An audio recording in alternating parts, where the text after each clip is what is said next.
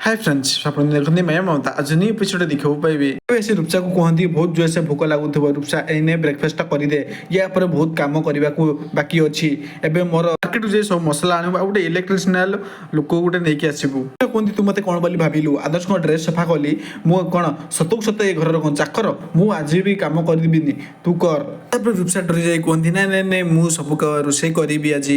पल्लवी जिते कपाट खोलिबे देखिए मालिनी आसी तार मालिनी कहती अरे बाहा पल्लवी मु तो केबे भाभी नथली मु आसीबा जगु तू एमिति खुशी होई धाई आसे कपाट खोलीदेबू मु तो स्वागत करिबू बोली तापर कहती बाहाघर परे मो झीर होइछि प्रथम रज मु एमानंकु डाकी नथांती केमिति कुह ता छड़ा माया मो झील को देखापी आसवाई मत कौन कह परमिशन नवा पड़ो आजिकल बहुत कथा कहूच ममता जदि तुम ज्ञान देवार अच्छी तुम तुम प्रिय बहु पल्लवी को दियो जे निज गर्भर संतान को